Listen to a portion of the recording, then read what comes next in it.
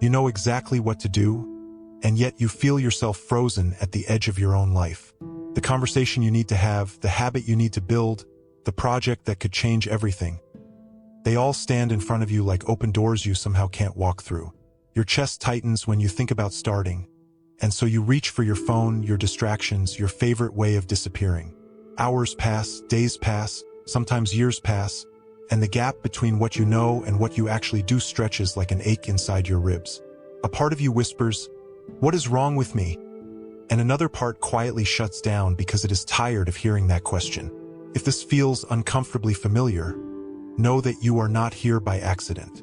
You are listening to this because some deeper current in you is ready to understand the truth behind your self-sabotage.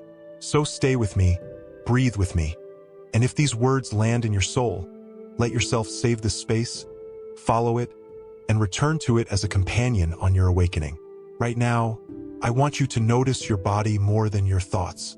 Feel how your shoulders tense when you imagine finally doing the thing you've been avoiding. Feel how your stomach tightens, how your jaw clenches, how your breath becomes shallow without you even deciding it. Your mind might be saying, "Just do it," but your nervous system is quietly saying, "We don't feel safe." That heaviness that makes it hard to get up, that fog that makes simple tasks feel like cliffs. It's not laziness. It's a physical reaction to an inner story that's been repeating for years. You're not just procrastinating on tasks. You're hesitating at the edge of an identity shift. Your body knows that once you move, something in your reality will change, and change to your deeper layers has always been linked with risk. This is why you feel so tired even when you did nothing. You've been fighting an invisible war inside. There is a voice inside you that sounds suspiciously like your own, constantly narrating why you can't start yet. It tells you that you're not ready, not healed enough, not disciplined enough, not clear enough. It promises that the perfect moment will come, some magical alignment where you'll finally wake up different and everything will feel easy. But secretly, you already know that moment never arrives, and that truth hurts. So you build little rituals of distraction, little loops of avoidance, so you don't have to confront the weight of your own untapped potential. You scroll past people who are doing what you wish you were doing, and you feel that strange mix of inspiration and resentment in your chest. You tell yourself they must be stronger, braver, more gifted, or just built differently than you. And yet, a quiet, stubborn part of you refuses to fully believe that and keeps pulling you back to messages like this. That part of you that keeps coming back is the reason your story isn't over. Even in your most self-destructive moments, even when you've delayed something for the 1000th time, there is a small, luminous awareness inside you that whispers, "This isn't who I really am." You feel guilty when you ignore that whisper, but notice this guilt exists because your soul still remembers your potential. You wouldn't feel bad about not acting if you had completely given up on yourself. The discomfort you feel is not proof that you're failing. It's proof that you still care. And caring is the doorway through which transformation walks. This is why you are hearing these words now. Because the part of you that remembers is getting louder, asking for a different kind of conversation. Tonight, I'm not here to push you or shame you into action. That hasn't worked, and your heart knows it. I'm here to help you look at self-sabotage through a completely different lens. Instead of treating it as an enemy that ruins your life, we are going to treat it as a messenger that has been misunderstood. We are going to explore what is really happening in your energy field, in your nervous system, in the hidden corridors of your subconscious every time you can't make the move. You will see that there is logic behind your resistance, even if it feels irrational. You will see that the part of you that blocks you is not trying to destroy you. It has actually been trying to protect you in the only way it knows. And when you understand this, the war inside you can begin to soften. By the end of this journey, you will not just have more motivation. You will have a new relationship with yourself. You will meet the version of you who has already made the move, already crossed the line, already stepped into the reality you keep imagining. You will begin to think as them, breathe as them, and act from their energy, even while you still feel afraid. And with each small, imperfect step, the identity of "I sabotage myself" will begin to crack and fall away. So if you're ready, breathe deeply and let your shoulders drop. You don't have to fix your whole life tonight. You You just have to be willing to see your self-sabotage for what it truly is, a doorway to your future self, waiting to be opened from the inside. Every time you come close to taking action, it feels like you're walking toward an invisible fence. On the surface, the task is simple. Send the email, make the call, open the laptop, go for the run. But the closer you get, the louder something inside you becomes, almost like an inner alarm. Suddenly, you feel hungry, tired, distracted, or weirdly overwhelmed by smaller, less important tasks. It looks like postponing. Inside, it feels like your system is screaming, "Not safe, not yet." Your conscious mind says, "I want this," while your subconscious body says, "We remember what happened last time we tried something like this." And in that conflict, self-sabotage appears as the compromise your system makes to keep you out of perceived danger. Energetically, you are not just one you moving in a straight line. You are a field of experiences, memories, and emotional imprints vibrating at the same time.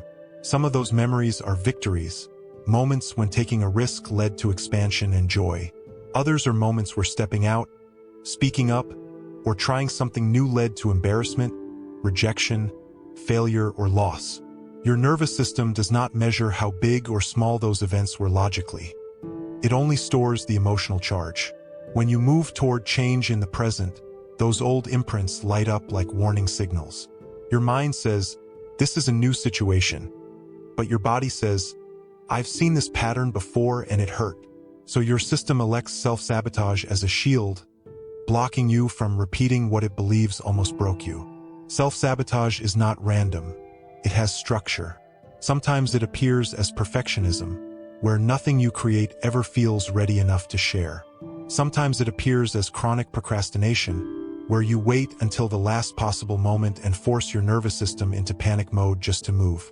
Sometimes it appears as picking fights, attracting chaos, or suddenly losing interest in what you claimed you deeply wanted.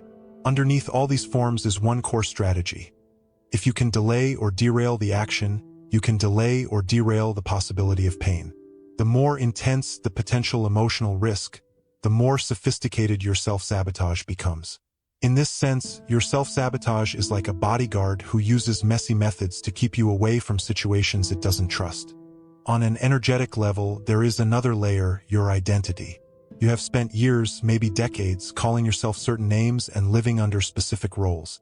I'm the one who always messes up. I'm the shy one. I'm the one who never finishes anything. I'm the one who takes care of everyone else first. These identity statements vibrate like anchors in your field.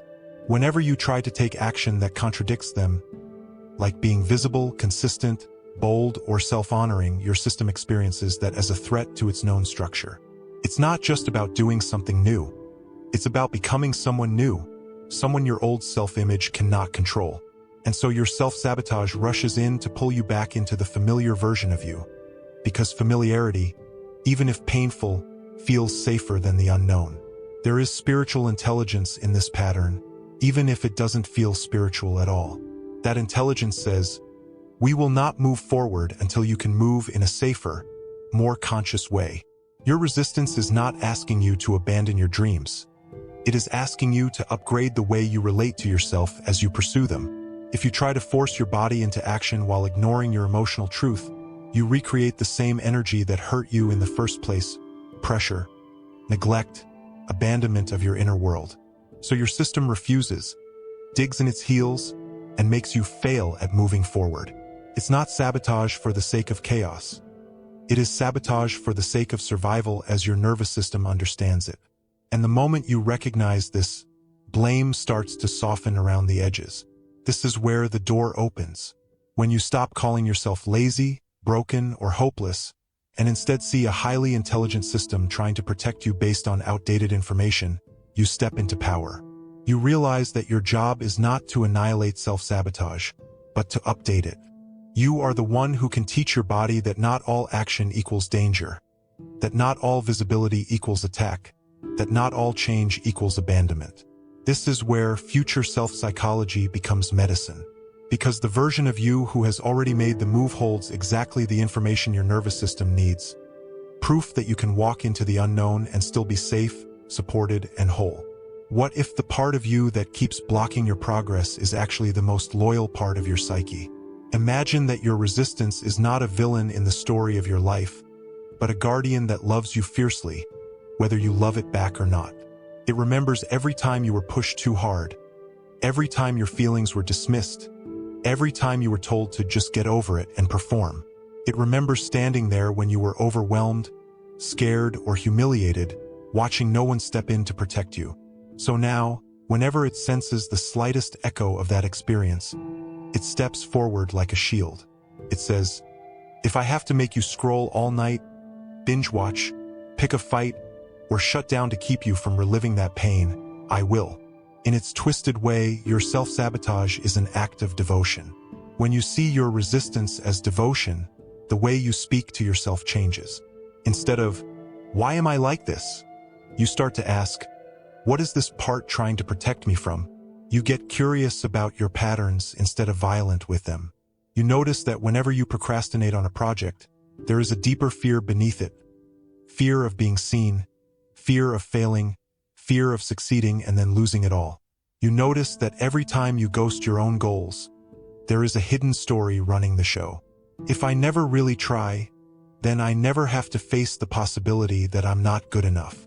Or, if I stay small, they can't attack me, leave me, or demand more than I can give. Suddenly, your self-sabotage becomes a map of your unhealed fears. This is the moment where your consciousness expands. You begin to realize that you are not the self-sabotage. You are the awareness watching it. You are not the procrastination. You are the presence that notices when you slip into it. You are not the chaos you create when you get too close to what you really want. You are the one who can ask, why do I need this chaos right now? This shift is subtle but revolutionary. Instead of being trapped inside your pattern, you are sitting with it, witnessing it, holding it. From that vantage point, you have choice. You can respond instead of react, and that is the first sign that your power is coming home. As you sit with your resistance like this, you begin to feel its age. Some of your self-sabotage patterns are not from this year or this season. They are from childhood or from teenage years, or from a version of you that had far fewer resources than you have now. That younger you built these strategies to survive in environments that did not honor your sensitivity, your creativity, or your needs. Procrastination might have been how you coped when expectations were impossible. Being invisible might have been how you avoided criticism or abuse. Perfectionism might have been how you tried to earn love or safety. When you understand this, compassion stops being a cute concept and becomes a necessity. Because how else do you speak to a younger self who did their best with what they had? Here is the reframe that changes everything. Self-sabotage is outdated devotion asking for an upgrade. The part that once protected you with avoidance is now ready to protect you with new skills. Boundaries, communication, planning, self-honoring action. But it cannot evolve if you keep fighting it, shaming it, or pretending it doesn't exist. It evolves when you invite it into collaboration. You tell it, thank you for keeping me alive when I didn't know how. I'm older now, wiser now, and I want us to try a different way. You bring your resistance into the conversation like a partner, not a prisoner. And in that energetic shift, your system starts to relax around change instead of clenching against it. From this softened place, you become ready to meet someone very important. The you who already knows how to move. Not the fantasy version of you who never feels scared, but the real future self who has walked through the same fears with a different posture. They are not above you, not separate from you, not some unreachable ideal. They are simply the version of you who made different choices consistently enough to stabilize a new identity. Right now, they exist as a possibility in your field, a timeline you can tune into like a frequency. And when you learn to lean into that frequency, your self-sabotage guardian finally has someone new to take instructions from. Close your eyes for a moment and imagine the you who has already made the move you're afraid to make. See them in as much detail as you can. The way they stand, the way they breathe, the softness or groundedness in their face. Notice what their environment looks like. Maybe it is not glamorous, but there is a quiet order, a feeling of alignment. This is your future self, not as a fantasy, but as a living psychological tool. They exist in your mind as a template of who you are capable of becoming. When you feel stuck, instead of asking, "What is wrong with me?" you can ask a different question. How would my future self respond to this exact moment? That question is a portal. Your future self is not someone who never feels fear or resistance. They remember what it was like to be exactly where you are right now, staring at the same tasks, the same messages, the same unopened door. The difference is not the absence of fear, but the presence of trust. They have learned that fear is a companion, not a commander. They let it ride in the back seat but never put it behind the wheel. When anxiety rises, they breathe deeper instead of running faster. When doubt whispers, they answer with evidence from all the times they moved and did not collapse. This is the wisdom they are trying to send backward to you, like a signal from the future. Future self-psychology invites you to borrow their perspective right now. Instead of thinking from your current limitations, you think from their experience. Ask yourself, how does my future self talk to themselves when they're scared? What do they do in the first 10 minutes of their day when they don't feel like it? How do they handle the moment when an old pattern tries to pull them back? You don't need perfect answers. You need honest impressions. Maybe you feel them choosing one clear priority instead of drowning in 20. Maybe you feel them taking a breath before responding instead of reacting from panic. Maybe you sense them saying, "We don't run from this anymore. We stay." As you tune into this version of you, notice how your body responds. There might be a subtle straightening of your spine, a bit more air in your lungs, a slight calm around your heart. That's not imagination. That is your nervous system receiving a new script. Your cells are listening to the way you picture yourself. When your inner image is always the one who fails, your body prepares for failure. When your inner image becomes the one who shows up gently but consistently, your body begins to prepare for that reality instead. This is why visualizing your future self is not woo-woo decoration. It's a way of rehearsing a new identity until it feels less threatening and more natural. Your future self is also your ally in healing self-sabotage. Imagine them walking up to the part of you that procrastinates and saying, "Thank you for everything you've done. We're going to try something different now." Imagine them sitting with your perfectionism and saying, "You don't have to protect me by making everything flawless. You can protect me by letting me be real." Imagine them holding your fear of being seen and whispering, "We survive this. We grow through this. I've already watched us come out the other side." This is not just imagination. It is a conversation between two parts of your psyche, the part that lived the past and the part that has already integrated it. The more often you connect to this future self, the less power your old identity has over you. Every time you choose to act as they would, even in one tiny way, you are casting a vote for that timeline to become your present. You don't need to feel ready to move. You only need to be willing to ask, what would they do now? And then take one step in that direction. Over time, your self-sabotage guardian will start to trust this future you as a new leader. It will realize that following them does not lead to collapse, but to expansion that includes safety. And that is when your actions begin to change not by force, but by alignment. Now we bring this down from the sky into your actual life. Knowing your patterns and meeting your future self are powerful, but they must become motion to rewrite your story. This is where micro-moves become sacred. A micro-move is the smallest honest action your future self would take in this moment, even while you still feel like hiding. It's not glamorous, not always Instagram-worthy, but it is where timelines shift. Maybe it is opening the document and writing one messy paragraph. Maybe it is sending one imperfect message. Maybe it is getting up, drinking water, and sitting at your desk instead of escaping into another scroll. Your nervous system loves micro-moves because they don't feel like a shock. Instead of demanding a complete overnight transformation, you offer your body doable steps that still signal change. Your self-sabotage guardian thinks in extremes, all or nothing, success or catastrophe. Micro-moves teach it a new language. Some progress, some visibility, some effort. This is not about lowering your standards. It is about building a bridge. Every small completion tells your system, we can move and survive, and that evidence accumulates quietly. Over weeks and months, it becomes undeniable.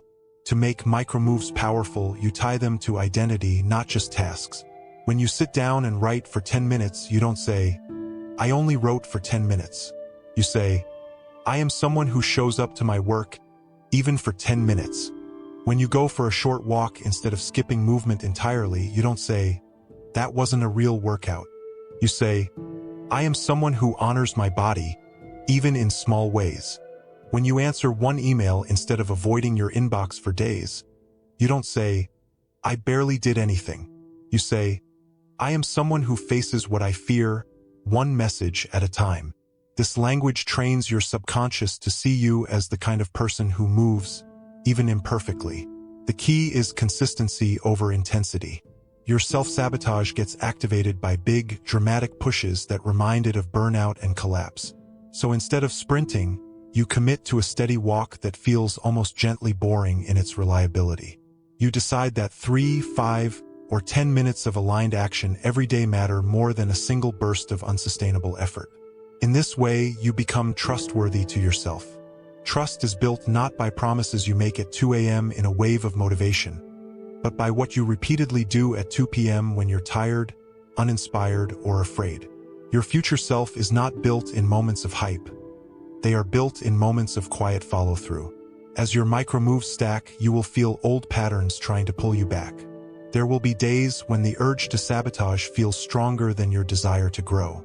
On those days, you don't pretend to be a superhero. You acknowledge the pull with honesty. "I want to escape right now. I want to numb out. I want to quit."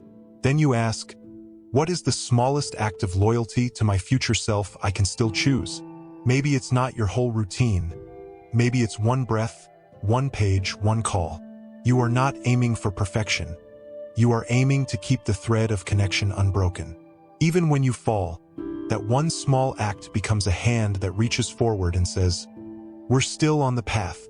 This is how new timelines are born, not in grand declarations, but in repeated micro-decisions. Every time you choose a micro-move, you're telling your self-sabotage guardian, "We can move and stay safe."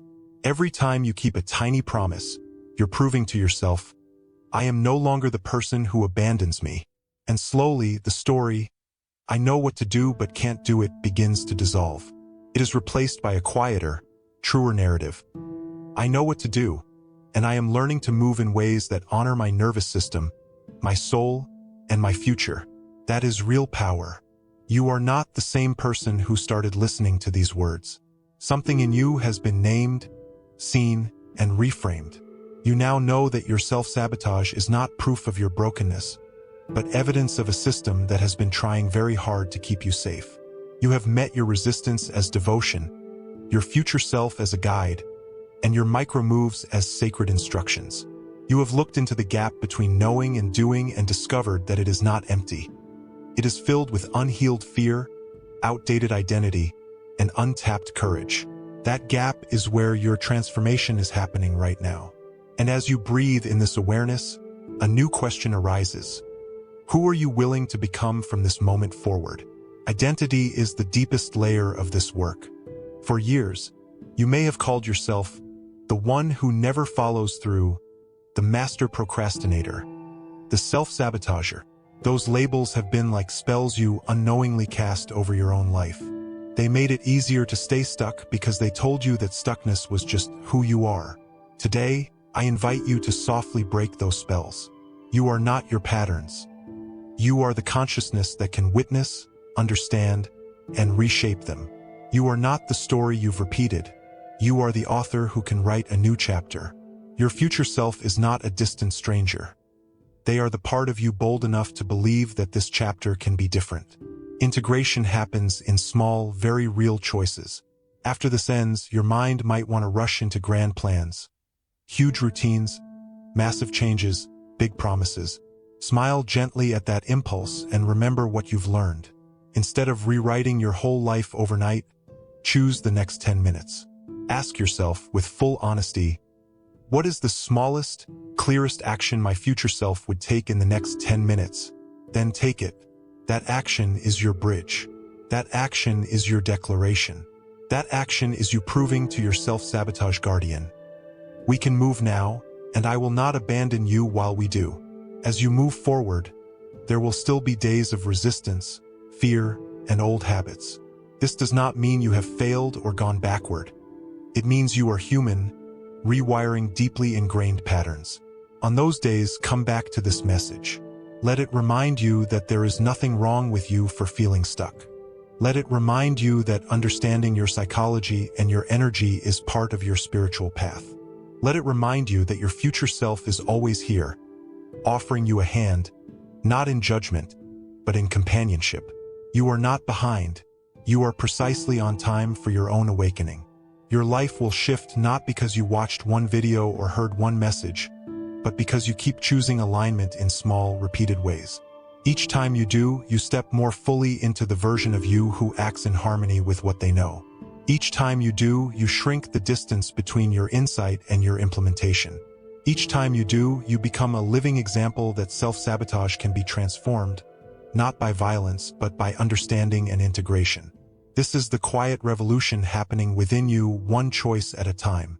So if this resonated, don't let it be just a moment that fades into the noise. Let it be a turning point. Save this, revisit it when you feel yourself slipping back into old loops, and share it with the parts of you and the people around you who need this reminder. Follow this space so that your feed, your mind, and your energy field stay connected to messages that call you back to who you really are. You know exactly what to do. Now, with your future self as your guide and your resistance as your transformed ally, you are finally learning how to move.